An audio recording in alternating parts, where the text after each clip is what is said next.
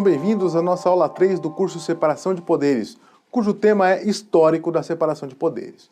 Nas duas últimas aulas, nós tivemos uma noção da repartição constitucional de competências, mas ficou a dúvida, de onde isso veio? Qual a razão desse surgimento? Por que hoje temos 3 poderes e não 2 ou 4 ou mais ou menos poderes?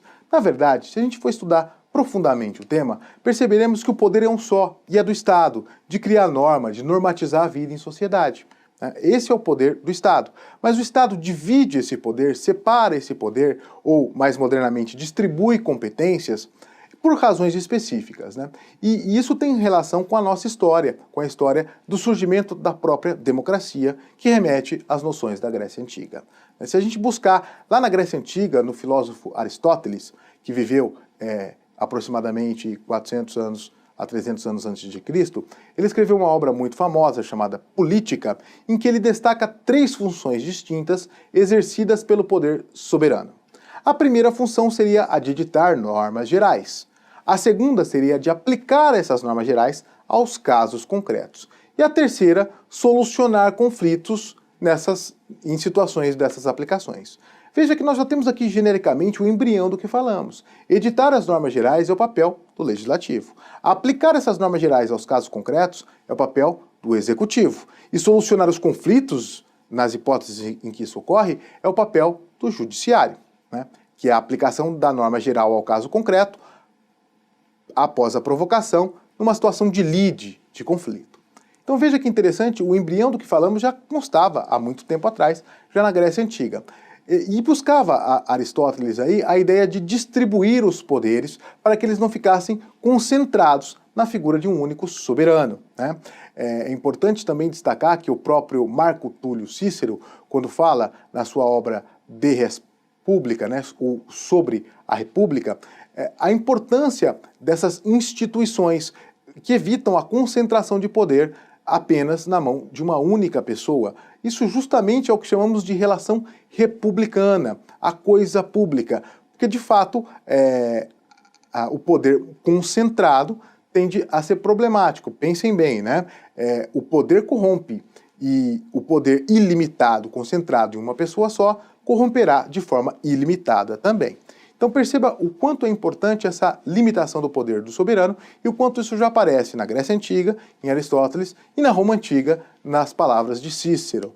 Mas é lógico, a história vai mudando e trazendo para a gente uma série de complicadores e experiências de evolução. O que a gente destaca nessa evolução histórica, em especial, é a Magna Carta de 1215, como é chamada a Grande Carta das Liberdades, ou concórdia entre o rei João e os barões para a outorga das liberdades da Igreja e do rei inglês. Esse nome grande que tem a Magna Carta, na verdade, é uma cessão do chamado rei João, João sem terra, aos barões, dando-lhes liberdades, ou seja, olha que interessante, até 1215 era muito comum que os soberanos dos reinos da Europa exercessem o poder de forma ilimitada, sem nenhuma responsabilidade. Eles eram irresponsáveis, até juridicamente, pelo que faziam.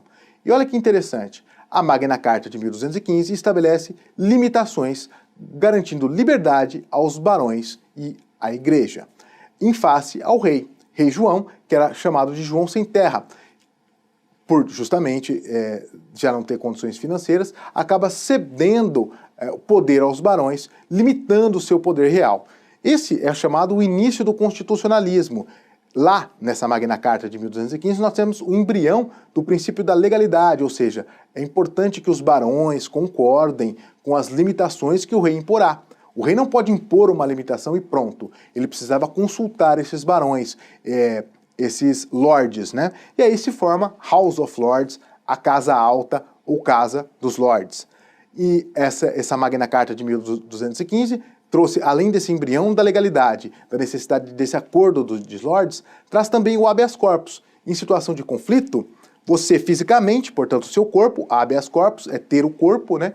Ter o corpo fisicamente presente perante um juiz, que na situação de conflito julgará a circunstância. Veja que justamente essa prática que a Inglaterra trouxe de limitação do poder real já traz seu embrião de distribuição de competência, na medida em que o rei sozinho não poderia impor a lei, ele precisava de um acordo com uma corte. Essa corte, então, já é um embrião da ideia de legalidade, de legislativo, e em algumas circunstâncias ele não poderia impor a regra sobre uma pessoa, a pessoa poderia apelar a um juiz, né, e o juiz então resolveria esse entrevero, essa lide.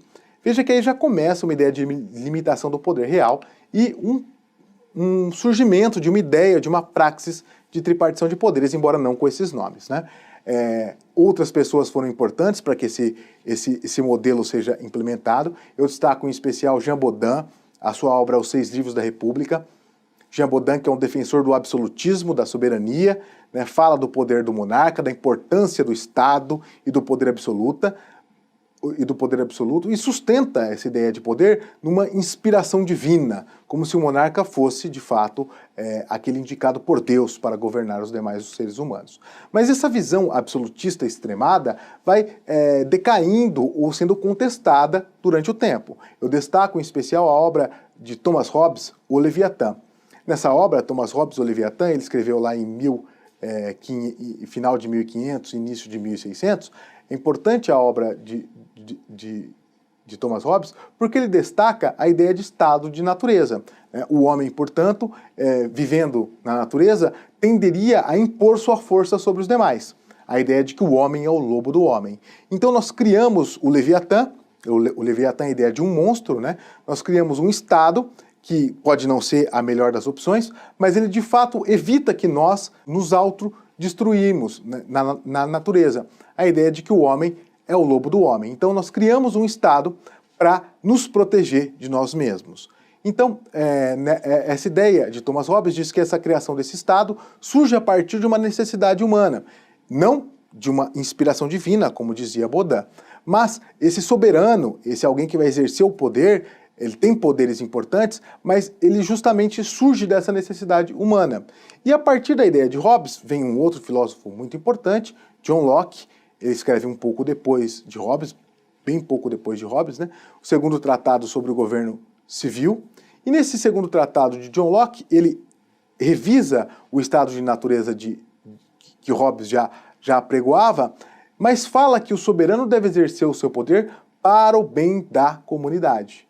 E é a comunidade que estabelece isso. Daí a ideia de lei, do soberano seguir uma lei, seguir uma regra e dele ter limitações. O soberano não pode fazer de tudo, né? Vamos lembrar aqui que John Locke ele escreve num momento muito importante, após a Revolução Gloriosa. A Revolução Gloriosa, na Inglaterra, faz surgir a chamada Bill of Rights e destitui o rei James II. O rei James II. O que acontece, né? Nós havíamos ali uma situação de guerra até, né? O rei Jaime II é destituído, isso ocorre em 1689. Destituído o rei James, Maria Stuart e Guilherme de Orange são oficializados como monarcas, e a Declaração de Direitos, essa Bill of Rights, surge em 1689. Né? O que ela traz? Veja, o rei, na época, né, o rei Jaime, já tinha poderes reduzidos, conforme a gente viu em João Sem Terra. Mas o que acontece com essa situação de Maria Stuart e Guilherme de Orange? Eles são apoiados pela nobreza e pela burguesia que querem a ampliação de poderes no parlamento e o fim do absolutismo monárquico britânico. Então a Bill of Rights, né, essa Declaração de Direitos de 1689, limita ainda mais o poder do monarca, que agora precisa se submeter a um parlamento. Então veja que o rei inglês, que já era limitado lá desde 1215, fica ainda mais limitado em 1689 e tem seus poderes ainda mais reduzidos. Vamos entender o que acontece no restante da Europa no nosso próximo bloco.